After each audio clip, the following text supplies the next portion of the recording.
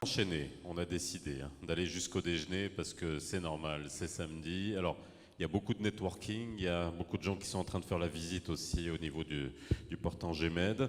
Et on va enchaîner donc deux panels sur le Made in Morocco. On va essayer de comprendre justement comment favoriser, comment encourager le Made in Morocco en revenant notamment sur la banque de projets, les différents projets qui servent à, vous le savez, est-ce qu'on peut baisser un peu le micro, s'il vous plaît?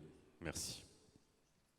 Cette banque de projets qui est aujourd'hui à quasiment plus de 1200 projets et qui avait pour objectif et qui a pour objectif la substitution, relocaliser, créer de la valeur sur le marché marocain, mais également pouvoir générer du chiffre d'affaires à l'export en capitalisant sur la marque Maroc. On aura deux panels sur ce sujet-là. Et ensuite, le troisième panel, on parlera de l'hydrogène vert, qui est un enjeu prioritaire pour le Maroc. On va essayer de faire des panels qui soient, allez, on aille vraiment droit au but, d'une trentaine, quarantaine de minutes.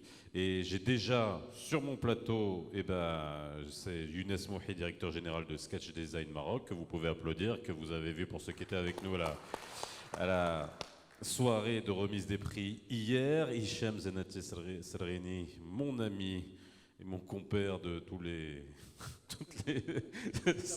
les aventures, en tout cas entrepreneuriales, directeur général de Tamwilcom. Merci Hicham d'être avec nous. Je vais vous demander d'accueillir c'est Rachid Rami, directeur du pôle investissement au Centre régional d'investissement de l'Oriental. Vous pouvez l'applaudir aussi. Et qu'est-ce qui nous manque? Un banquier. On a Simourad Memouni, directeur général adjoint en charge de la banque de l'entreprise, de l'immobilier et de l'investissement au sein de CIH Bank. Alors, prenez vos micros s'il vous plaît, on vérifie qu'ils fonctionnent bien, qu'ils ne sont pas trop forts. Est-ce qu'on peut baisser un peu le son? S'il vous plaît, je pense que là, on est entre nous ce matin. Ça va, vous avez pris vos cafés, tout va bien? Tout est bon. Ouais, tout est bon? Il y a seulement quelques courageux qui sont là. Des courageux? Non, des courageux, des passionnés, ils vont arriver au fur et à mesure. Puis il y a ceux qui sont dans leur chambre et qui regardent, et je vous dis, ceux qui écoutent la radio aussi, et qui mettent ça dans leur oreille. Alors, c'est vrai que là, l'idée, c'est vraiment qu'on revienne sur comment faire en sorte que la marque Maroc puisse, alors je ne vais pas dire émerger, parce qu'elle existe déjà, mais comment enfoncer le clou et faire en sorte qu'elle soit génératrice de valeur aussi bien sur le marché local que à l'export. Et ça, c'est une vraie question. Alors, il y a plusieurs leviers. Il y a tout le côté marketing, il y a tout le côté communication, mais il y a le côté également favoriser des entreprises et donc les financer, qu'elles puissent avoir aussi, il y a ce delta entre la qualité, la taille du marché, ce qu'on représente, et tout ça, ça fait une équation qui est quand même assez, qui peut paraître simple de dire marque Maroc, mais ça peut être aussi compliqué. Alors, ce qui est bien, c'est qu'on a une marque Maroc, et ça c'est intéressant. Et moi, avant justement de vous donner la parole à vous, je vais donner la parole à une marque Maroc. Je voulais faire l'inverse au début, je me suis dit non, on va d'abord écouter, voir l'expérience, et puis ensuite voir. Alors, on n'est pas là que pour faire du... C'est chez les Français, nous c'est en gros, on peut faire un peu de chauvinisme, on est heureux, mais aussi dire les points de tension, là où c'est compliqué, et donc qu'est-ce qu'il faut régler aussi pour que ça puisse être facile. Alors, Younes, on rappelle Sketch Design en quelques mots ce que c'est, et puis comment vous êtes arrivé justement à créer cette marque qui est 100% marocaine, alors que, et on en a discuté hier, parce qu'il est venu à côté du stand de la radio, il m'a dit, mais nous, à la base, on ne voulait même pas communiquer, on n'a jamais communiqué sur le fait qu'on était une marque 100% marocaine, et tu vas nous expliquer quoi? Absolument. Alors, juste en deux mots, un petit peu ce qu'on fait à Sketch. En fait, déjà, on est parti d'une observation, d'un constat simple. C'est qu'en fait, on voulait faire quelque chose de grand dans un grand marché. Et le domaine du mobilier, c'est quand même un marché qui est important. C'est plus de 20 milliards de dirhams de chiffre d'affaires au total annuel. Donc c'est un marché qui est grand, qui est intéressant, mais qui est très fragmenté en fait. Dans le marché formel, c'est 20 milliards de dirhams ou c'est tout compris? C'est le total. C'est formel plus l'estimation du total. informel Non, plus parce tout. que l'informel Ouais. est beaucoup Oui, plus non, grand mais- que le formel. Bah, j'imagine, oui. Voilà. Donc c'est pour ça que c'est important de le souligner. Oui. Voilà, donc vous avez peut-être on estime entre 15 et 20% qui est dans le formel, et tout le reste c'est de l'informel. Donc l'observation c'était que le marché est divisé entre les acteurs qui sont dans la distribution moderne, qui importent en grande majorité, et l'informel qui est vraiment très dispersé. Où est-ce que vous pouvez trouver de très mauvaise qualité, vous pouvez aussi trouver des génies, vraiment des génies, des gens qui ont une compétence incroyable, mais qui opèrent comme un petit shop tout seul. Et donc, en fait, l'idée, c'était de sélectionner parmi les talents qui existent déjà sur le marché, et de voir parmi les meilleurs artisans qu'on pouvait trouver, et de structurer ça autour d'une marque, on les a mis dans une usine, où est-ce qu'on a mis des process qui étaient clairs, un contrôle de gestion, des machines modernes, un travail à la chaîne, etc.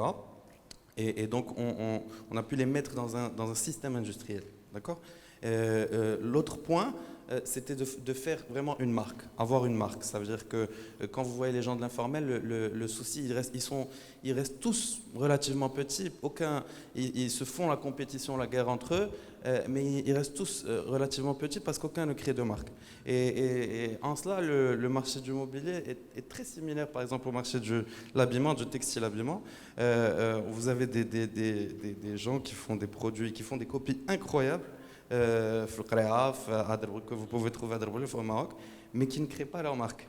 Vous avez des centaines, des milliers d'acteurs, que ce soit dans le mobilier chez nous, ou bien dans le textile, ou dans d'autres industries, des industriels, des petits industriels qui font un excellent travail, mais qui restent cachés parce qu'ils ne sont pas structurés autour de marques, autour d'entreprises, qui ne se structurent pas. Et donc en fait l'idée c'était un petit peu de mettre ça autour d'une marque. Donc on a monté sur le côté distribution, il fallait qu'on ait notre propre distribution, qu'on soit intégré verticalement, qu'on fasse on récupère, nous on commence avec du bois, et on livre le client final son salon à la maison. Donc toute la chaîne de valeur est intégrée chez nous. Okay. Et le troisième point, c'est qu'il faut être fort en ligne. Il faut être aujourd'hui, pour exister dans le commerce, il faut être performant en ligne et sur les réseaux sociaux, etc. Ça, je l'avais vu. Avant de lancer cette entreprise avec ma mère, j'étais dans une vie antérieure banquier d'affaires à Londres, et je conseillais beaucoup de sociétés. Je voyais que les sociétés qui étaient performantes en ligne performait beaucoup mieux. À l'époque, en 2019, on n'avait pas encore de commerce en ligne pour le mobilier. Et donc, on a fait un site web, et on a eu le cadeau du Covid, et donc tout le monde a fermé. On était les seuls qui avaient un site web qui fonctionnait. Et un autre cadeau qu'on a eu, c'est un cadeau empoisonné quand même. Un cadeau empoisonné ça dépend pour tout le monde. Comme dans chaque crise, il y a des gagnants et des perdants. Et donc on en a profité. L'autre push qu'on a eu, très honnêtement, ce qui s'est passé en fait pendant cette période-là, c'était qu'on a pu avoir accès à des crédits qui, si cette crise n'avait pas eu lieu, on n'aurait jamais eu.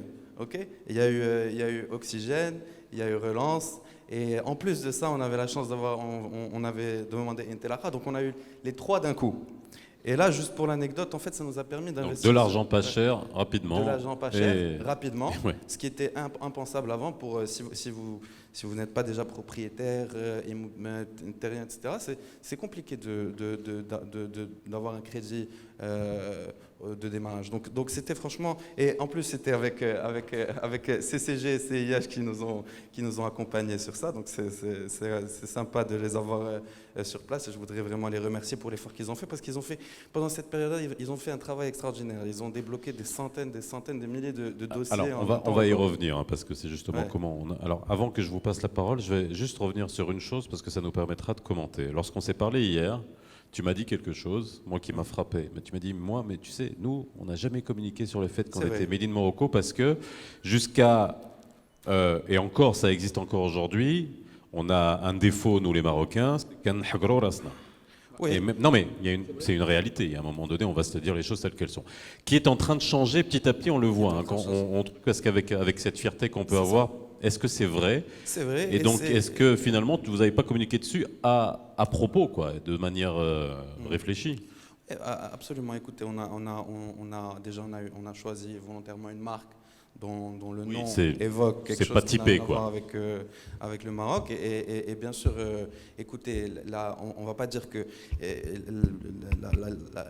au Maroc, vous pouvez trouver de l'excellente qualité, vous pouvez trouver de la très mauvaise qualité. Mais la perception générale, c'est que la qualité du produit marocain est moyenne. C'est partiellement justifié. On ne va pas dire que c'est non justifié à 100%, mais voilà, on ne voulait pas avoir cette image dès le départ. Maintenant, on commence progressivement à communiquer là-dessus. Et maintenant, je vais vous dire, juste pour l'anecdote, moi, je ne suis pas rentré dans le domaine du mobilier par hasard. Avant ça, ma mère était importatrice. Okay, quand j'ai décidé de rentrer, on a décidé de lancer la production et commencer à faire du Made in Morocco à la place de la distribution qu'on faisait avant. Et aujourd'hui, on a juste reconverti en fait des magasins qui existaient déjà pour distribuer dedans des produits qui sont fabriqués au Maroc plutôt que des produits importés. Et le résultat, ça a été que le chiffre d'affaires a été multiplié par 10 en 4 ans. Donc vraiment, il y a le produit marocain. Au final, et maintenant, je vous assure, on a continué d'importer après qu'on ait commencé à fabriquer. Et on a arrêté il y a 1 an ou 2 ans parce que le produit importé n'a plus de succès auprès de nos consommateurs. Les clients veulent le produit qu'on fabrique en immense majorité. Il est plus intéressant, le rapport qualité-prix est meilleur et il y a un choix qui est plus vaste. Donc, Alors, on reviendra. Et moi, je veux vous faire réagir par rapport à ça. Et vous, dans vos tâches respectives tous les jours, comment vous intégrez cette donnée-là? Parce que, la qualité, ça coûte de l'argent. Et quand ça coûte de l'argent en investissement, on a besoin d'avoir un marché qui permette justement de rentabiliser tout ça. Si on a un petit marché, on peut comprendre que ça devient plus cher. C'est toujours cette équation. Je vais aller du côté du CRI Pôle Oriental, donc j'imagine qu'il y a des investissements. On a parlé des différentes banques de projets, parce que tout ça s'inscrit dans cette discussion. Comment faire de la substitution? Comment produire local pour faire revenir du chiffre d'affaires chez nous sur le marché local et à l'export? Au niveau du CRI de l'Oriental, on peut faire un point déjà sur les projets qui font partie de la banque de projets qui rentrent dans cette ligne-là, dans cet objectif-là. D'accord, merci. Alors, je vais parler d'une petite illustration, un petit exemple qui témoigne d'une façon très claire comment les régions aujourd'hui sont un bon réceptacle pour la déclinaison et la mise en œuvre des projets de la banque de projets. Alors, en 2019, il y a eu, on sait, la fermeture des frontières avec l'enclave Melilla qui relève de la province qui est à côté de la province de Nador. Et il y a eu un impact très important sur les importateurs parce qu'on connaît très bien pas mal de produits transités à travers cette enclave. Alors, grâce à l'accompagnement de l'écosystème régional, mais également la disponibilité d'une banque de projets, on a pu transformer ces importateurs en des industriels. C'était certes très difficile pour convaincre quelqu'un qui exerçait dans la contrebande vivrière pour se transformer, s'industrialiser et devenir un secteur productif en due et en forme. Cela a été possible pour plusieurs raisons. D'abord, comme j'ai dit, la disponibilité de l'écosystème de la banque de projet, mais également grâce à la réactivité des acteurs locaux pour développer l'offre territoriale pour accueillir ces investissements d'une façon très rapide.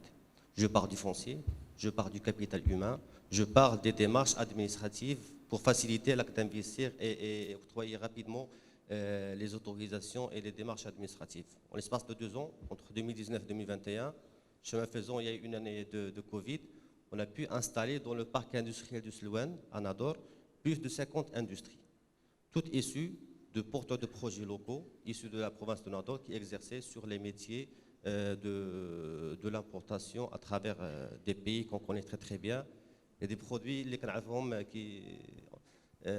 qui jouent Chamel. Donc aujourd'hui, ils sont fabriqués au niveau de Nador et on peut les commercialiser selon les normes sanitaires et selon la réglementation marocaine en vigueur. Pour certains produits, notamment les produits frais qu'on ne peut pas produire ici, on a autorisé toujours l'importation, mais cette fois via le port de Nador Bnissar, qui est aujourd'hui un port international lié aux principaux ports de l'Espagne. Beaucoup de gens ne le savent pas. Et on importe, on a développé des entrepôts frigorifiques, des espaces logistiques pour pouvoir importer et commercialiser et couler sur le marché local selon la réglementation marocaine, selon les règles sanitaires pour les produits alimentaires, etc. Et donc là, c'est un exemple vraiment très frappant pour dire qu'aujourd'hui, comme j'ai dit, les régions sont aujourd'hui capables de décliner la stratégie nationale de la banque de projets au niveau des régions grâce au développement de l'offre territoriale. Le premier facteur essentiel sur lequel on travaille, c'est pour, disons, massifier et accueillir le maximum d'industries, c'est les espaces d'accueil. On le sait très bien. Il faut savoir que déjà la région de l'Oriental, elle dispose d'une infrastructure d'accueil industriel aux normes internationales. Ce n'est pas une région de futur, c'est déjà une région industrielle par excellence. À partir de 2019, le secteur de l'industrie est le deuxième secteur productif de la région de l'Oriental après le service et commerce. Donc il a dépassé le BTP, il a dépassé le tourisme. Le nombre des industries a presque quadruplé entre 2003 et 2023 au niveau de la région de l'Oriental. Et donc c'est une région qui aujourd'hui dispose de tous les atouts pour accueillir les projets de substitution. Donc comme j'ai dit, les espaces d'accueil sont là. On a la technopole d'Oujda, on a le parc industriel de Slouane, l'agropole de Berkane et d'autres zones industrielles partout dans la région. La région est très bien connectée au réseau autoroutier, routier, ferroviaire, mais également portuaire. On sait tous que dans le futur, on aura un complexe portuaire très important qui est le port de Nador-Ouest-Med, mais j'insiste qu'aujourd'hui, les industriels peuvent exporter et importer à partir de la région d'Oriental via le port de Nador-Bninsar qui dispose de toute l'infrastructure portuaire pour pouvoir faire les opérations d'exportation, conteneurs, ro-ro, tirs, etc. Alors pour le futur, on sait très bien qu'aujourd'hui, il y a un très grand port qui se développe au niveau de la région de l'Oriental, le port de Nador-Ouest-Med. Certains de nos invités sont aujourd'hui en visite à Tanger-Med. Nador-Ouest-Med sera un port qui est beaucoup plus important que Tanger-Med. Rien que la première tranche du port qui sera livrée courant 2025, c'est l'équivalent de Tanger-Med 1. Et donc, on sait très bien qu'un port est très important grâce à ces zones d'accélération industrielle. Donc, il y a un schéma directeur qui se développe aujourd'hui au niveau de la zone. Mais également, on travaille sur, disons, la diversification de l'offre tout au long de la région pour pouvoir attirer la valeur ajoutée au-delà du port. Donc, on a signé une convention avec le ministère de l'Industrie pour pouvoir développer 10 zones industrielles dans toutes les provinces de la région de l'Oriental, Aoujda, Berkane, Figuig, Taouret, Gelsif, etc. Et c'est grâce à ces zones satellitaires qu'on peut capter d'ores et déjà les industries de deuxième transformation qui ne nécessitent pas un accès direct au port et laisser l'espace à côté du port pour les grandes industries, pour les constructeurs automobiles, pour les projets futurs. Je pense que M. le ministre de l'Industrie, il en a cité pas mal de fois des projets, disons, des gigafactories qui seraient installées au niveau de ce port. Et donc voilà, pour résumer aujourd'hui le rôle du CRI avec l'écosystème de la région, la wilaya, la région de l'Oriental qui est le premier, disons, sponsor de l'investissement au niveau de la région de l'Oriental, mais également tous les autres partenaires. On développe l'offre territoriale qui est à même d'accueillir ces projets dans les meilleures conditions et répondre à leurs demandes foncier, capital humain, financement et fiscalité, ça va de soi parce que les zones d'accélération industrielle aujourd'hui, elles offrent un écosystème fiscal très, très attractif. Alors, Hicham, Morad, moi je vais vous demander, en toute sincérité, aussi de réagir à ce qu'a dit Younes sur, on va dire, le côté bankable d'un projet de substitution ou d'un Made in Morocco. Est-ce qu'il y a eu un shift dans le mindset de financement, hein, d'un point de vue banquier, puis bon, je ne sais même plus comment te définir, toi. Quoi? Voilà, back-office. Support constant, oui, ok. Est-ce qu'il y a eu un shift? Avant, est-ce qu'on faisait absolument pas confiance au projet marocain? Maintenant, est-ce que ça a changé? On a une autre manière d'analyser les choses, de rentrer plus dans une matrice d'investissement pour du Made in Morocco à la lumière de toutes les contraintes que ça peut avoir, ça peut être très bien de dire on va faire du Made in Morocco, mais finalement il faut que ça soit rentable. Donc à qui on s'adresse, à quel marché on s'adresse, à quel type de consommateur on s'adresse, et surtout est-ce que c'est aussi sur d'autres destinations et pas seulement que l'Europe, le Maroc, est-ce qu'on le reste de l'Afrique, est-ce que justement on profite suffisamment de l'aura actuelle du Maroc sur le marché africain? Je pense, si tu permets, je vais juste revenir un peu sur sur le cas Sketch. Je pense, à mon avis, c'est un très bon exemple. Et on est clairement au cœur, en fait, de l'esprit de la banque de projet. Typiquement, Sketch, avant, importait beaucoup, je suppose, de la Malaisie, de l'Indonésie, etc. Il y avait des écosystèmes en matière de fabrication de meubles qui sont franchement bien installés.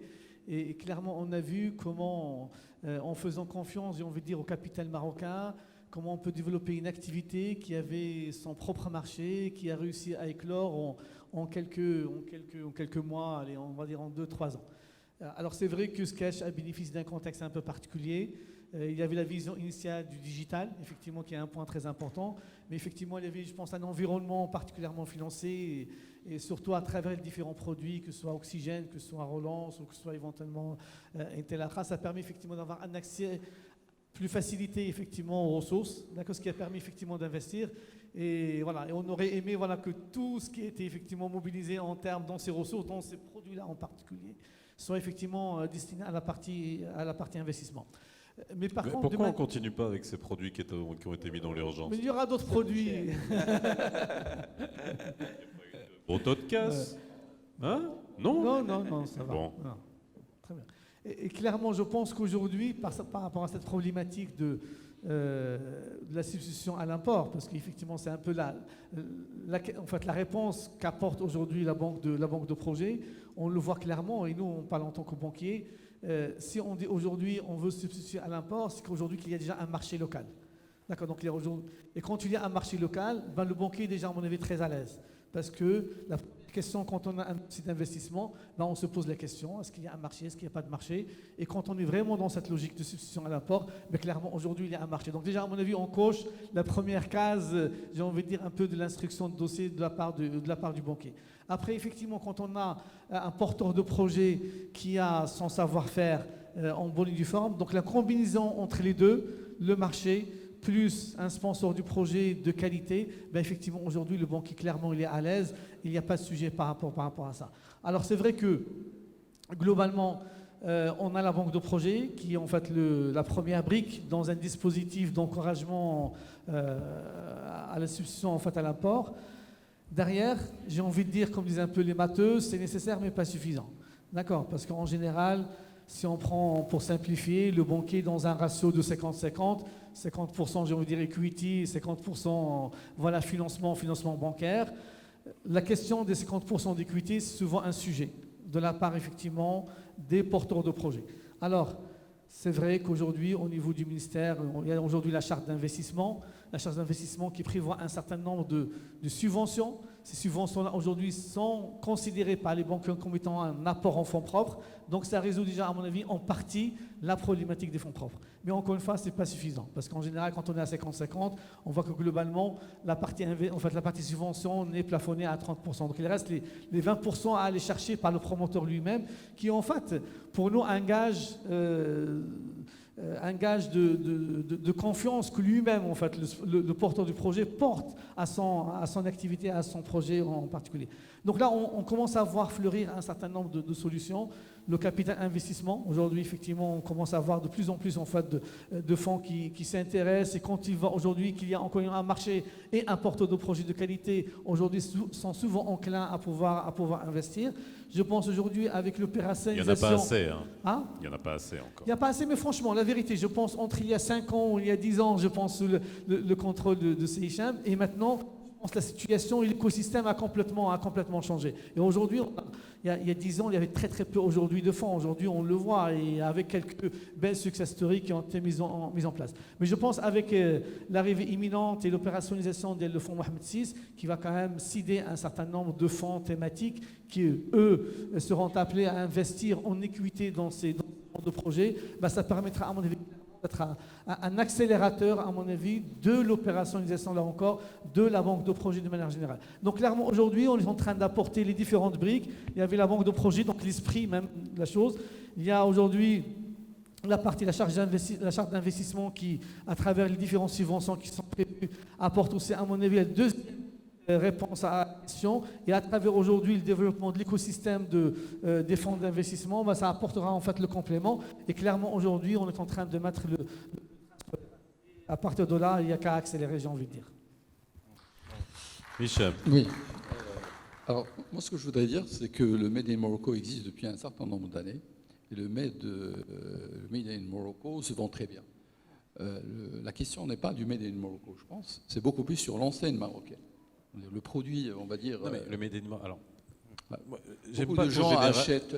Mais j'aime pas tout Marocains. généraliser. Il y a des produits, oui. Alors si on revient à l'origine, si on prend le petit losange Maroc de la clémentine, ça, il n'y a pas de problème. Non, mais c'est vrai. Mais là, quand j'entends cet exemple-là, est-ce qu'il y a encore beaucoup de travail à faire en termes de marketing sur la marque Maroc, notamment sur des produits industriels qui ne sont pas historiques et sur lesquels peut-être les consommateurs n'ont pas encore confiance. Est-ce qu'il faut travailler là-dessus? Faisal, mais bien sûr qu'il faut du travail sur, on va dire, des produits made in Morocco. Moi, je ne dis pas non, mais je dis que beaucoup de Marocains achètent beaucoup de produits qui sont made in Morocco, mais c'est une question de confiance qu'on fait à une enseigne. On achète du Zara, on achète du Massimo Dutti, on achète du Dacia, on achète du Peugeot, etc. Mais c'est du made in Morocco. Je crois que les chiffres qui ont été donnés hier par le ministre de l'Industrie sont éloquents. On voit très bien qu'aujourd'hui, il y a beaucoup de made in Morocco. La question d'aujourd'hui, et c'est là où l'histoire nous rattrape, c'est l'enseigne marocaine. Au Maroc, pendant des années, juste après l'indépendance, on était dans une stratégie de substitution aux importations. C'est-à-dire que vous avez un marché qui était fermé, avec des droits de douane très élevés, qui a fait en sorte, et c'était une bonne stratégie, je ne dis pas le contraire, mais c'était pour faire éclore une industrie marocaine. Et donc, avec essentiellement, mis à part quelques internationaux, mais vous avez des enseignes qui étaient marocaines. C'est comme ça qu'elles sont nées. Maintenant, peut-être qu'on va dire ce qui reste dans l'histoire, dans la mémoire des gens, c'est la qualité. Parce qu'une fois que le marché s'ouvre à de l'international et vous avez de la concurrence, on voit bien qu'avoir mis un confort à un certain nombre d'industriels sur un marché fermé a fait qu'on n'a pas fait beaucoup plus, on va dire, d'efforts pour adapter un produit pour qu'il soit compétitif à l'international en termes de qualité, en termes de prix, etc.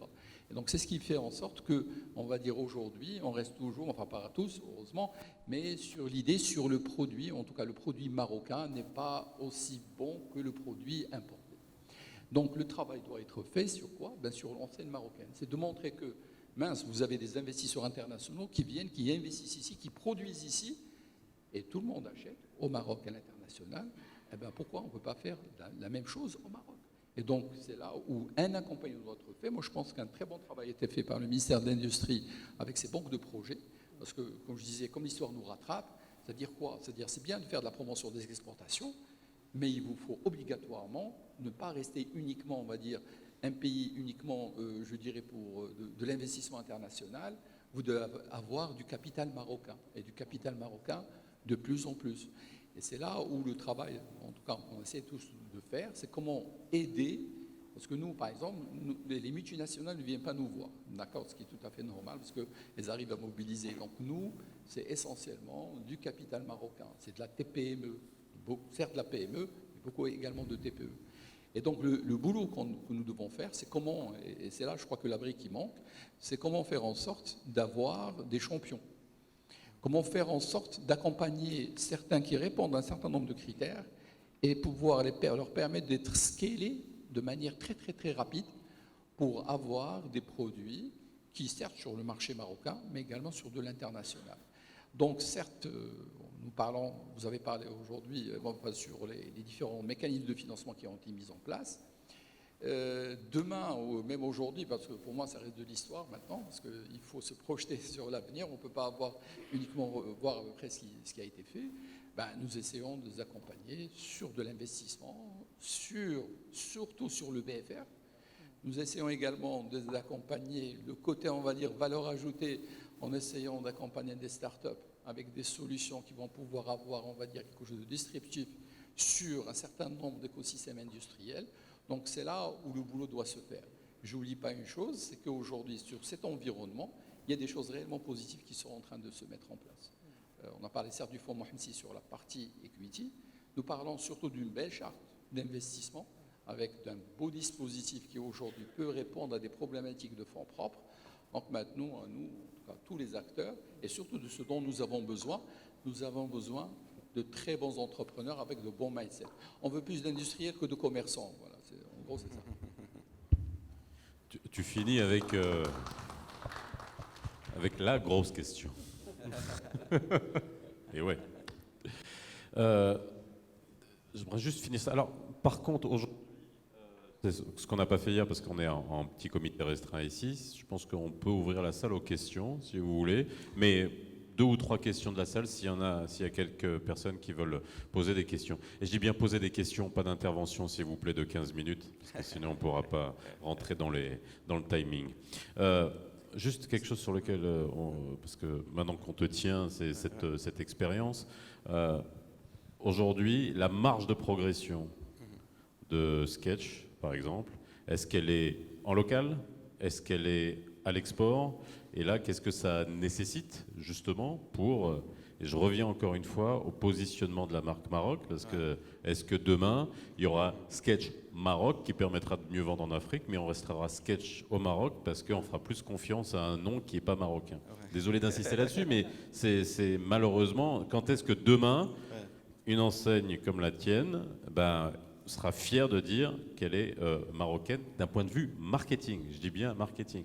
Bien ce que tu disais, il y a beaucoup de choses qu'on fabrique mais qui ne sont pas estampillées Maroc. Ouais. Écoutez, d'un point de vue marketing, je pense que écoutez, même les Turcs aujourd'hui, on a beaucoup d'anciennes Turques qui existent ici, qui vendent au Maroc. Ça s'appelle Colline, ça s'appelle LC Waikiki, ça s'appelle pas Atatürk, quelque chose. Donc, c'est pas mal ça, Atatürk.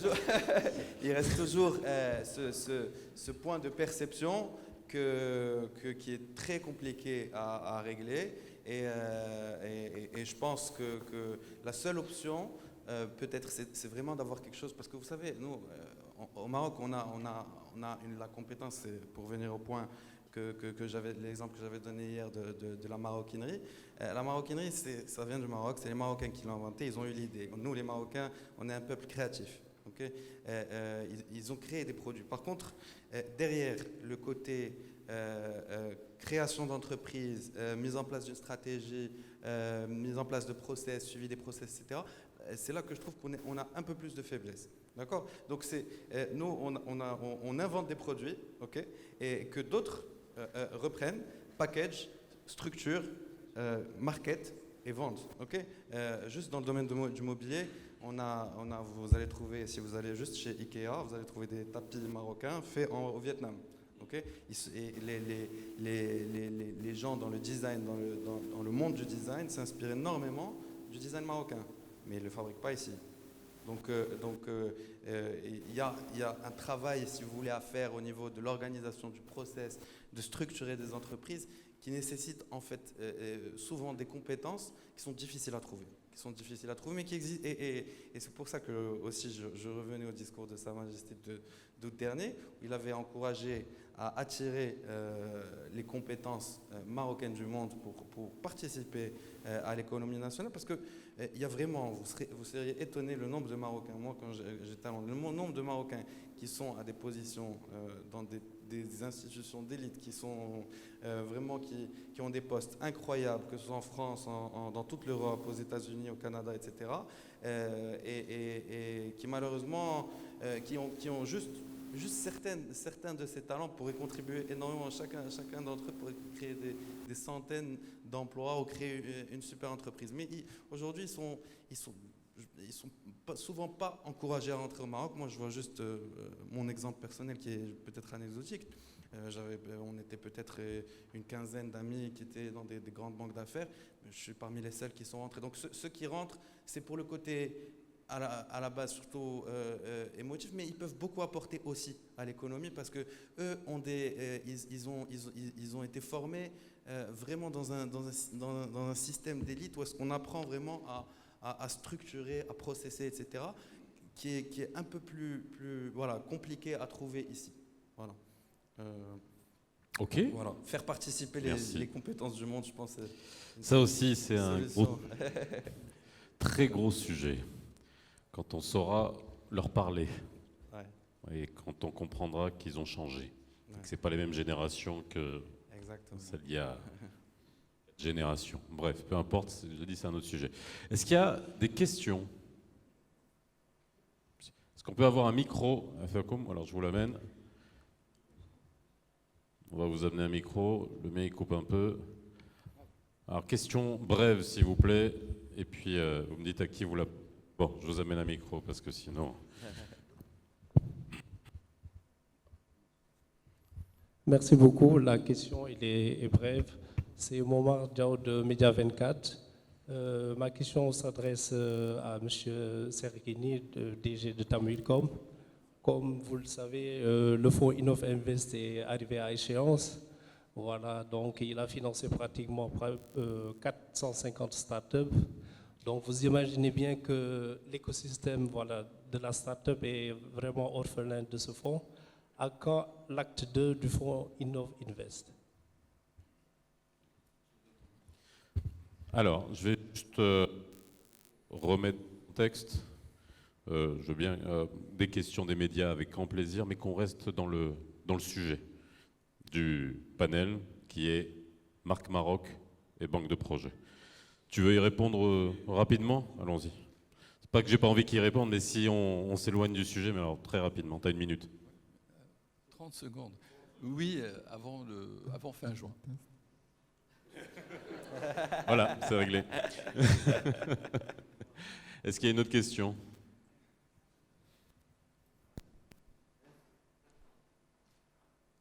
Non?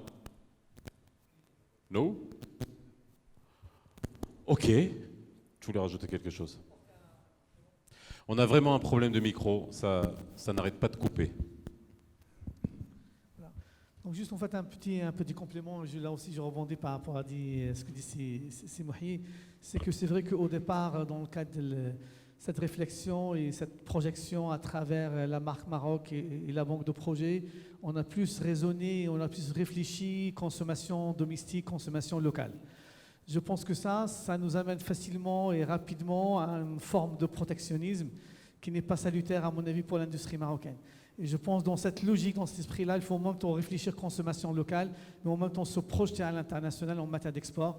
C'est la meilleure façon, à mon avis, pour exposer nos sociétés à de la concurrence internationale, et c'est le meilleur gage pour les amener, à mon avis, à être compétitifs. Et en étant compétitifs à l'international, ça nous permettra aussi d'avoir des produits compétitifs au niveau local, et c'est ça qui permettra, à mon avis, justement, d'éclore un système de qualité en bonne et due forme. Le deuxième point que je voulais rajouter, c'est la partie effectivement start-up. C'est qu'aujourd'hui, effectivement, grâce à Innova Invest, on l'a vu, il y a quand même beaucoup de start-up. Donc, on a eu l'occasion d'accompagner sur le plan financement, chose qui est assez rare de la part d'un banquier, des start-up qui démarraient dans le domaine plein de domaines, de la consommation, de l'export d'oignons, chose qu'on n'imaginait même pas, et en collaboration avec le fonds Génération Auto-Entrepreneur de la CDG. Voilà, donc typiquement aujourd'hui, les banques marocaines s'ouvrent vers le financement de sociétés qu'il y a encore quelques mois. Effectivement, c'est des sociétés qui étaient quasiment interdites de crédit bancaire et que la seule façon aujourd'hui pour qu'ils se mettent sur pied, c'est effectivement injecter un maximum de fonds propres. Donc aujourd'hui, même le mindset de banquier est en train de complètement changer et tout ça, c'est vraiment en accompagnement de sa stratégie nationale aujourd'hui en matière d'investissement. Merci beaucoup. J'ai une question ici. Est-ce qu'on peut avoir le micro ici?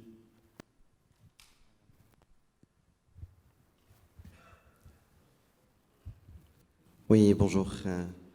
Yassine Karim, je suis directeur général de Tenaxia Consulting. En fait, ma question, c'est par rapport aujourd'hui, on parle beaucoup de Made in Morocco produits, Maroc. Qu'en est-il de services? Pourquoi on ne parle pas aussi de services Made in Morocco? Logiciels, solutions, services Maroc. Et qu'en est-il aussi par rapport à l'accompagnement de financement dans l'activité service? On a tendance aujourd'hui de parler d'une place de l'industrie et il y a tout un programme stratégique de l'accompagnement, mais on a tendance d'oublier le service qui accompagne l'industrie. Et voilà, donc 2-3 questions par rapport. Merci beaucoup. Merci. Le service n'est pas, en tout cas pour nous, le service n'est pas dissocié de l'industrie. Quand on parle d'un produit Maroc, on ne parle pas obligatoirement d'un produit industriel. Donc on peut parler d'un service ou d'une prestation, on va dire, made in Morocco. Alors pour nous, par exemple, les services liés à l'industrie sont toujours intégrés avec l'industrie. Donc tout ce que se peut bénéficier aujourd'hui un industriel peut bénéficier, on va dire, une entreprise ou de services liés à l'industrie, ça de manière générale. Maintenant, quand vous parlez, par exemple, de tout ce qui est demain, ce qui peut tirer vers l'avant en termes d'application, en termes de solutions, en termes, on va dire, de quoi, d'innovation qui peut tirer sur le marché marocain. Donc ça me permet également de dire à peu près ce qui a été fait. Alors, Innovinvest a été, on va dire, un catalyseur de l'écosystème, c'est-à-dire ce qui n'existait pas. Même si nos amis aujourd'hui de CIH s'intéressent davantage aux startups, certains un stade où l'attraction a été faite.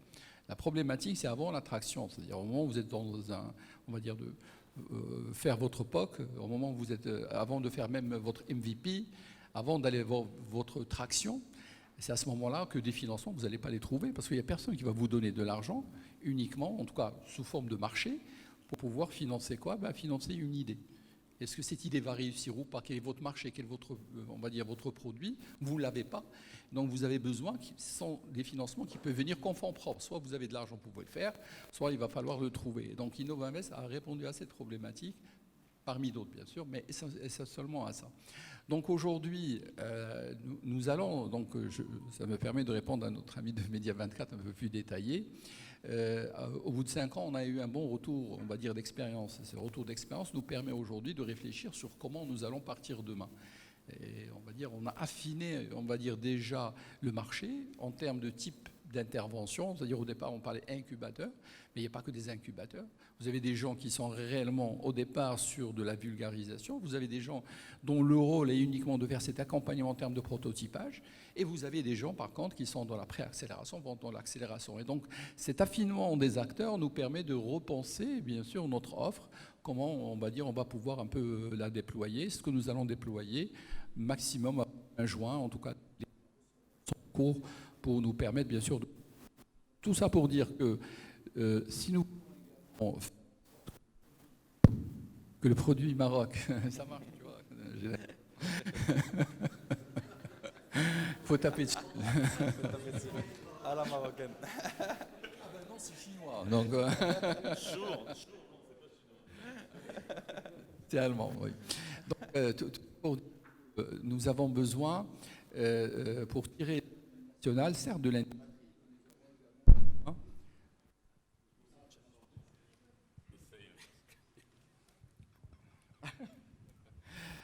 En tout cas, d'une plus grande dynamique au niveau des startups, et c'est ce que nous essayons en tout cas de notre part, sachant qu'on n'est pas le seul programme, mais en tout cas, nous essayons d'apporter les solutions nécessaires pour avoir.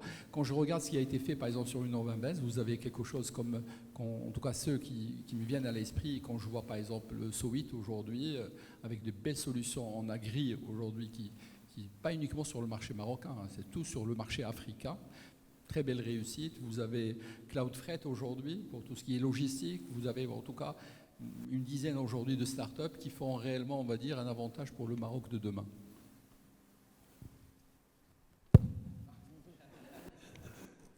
Merci. Merci à vous.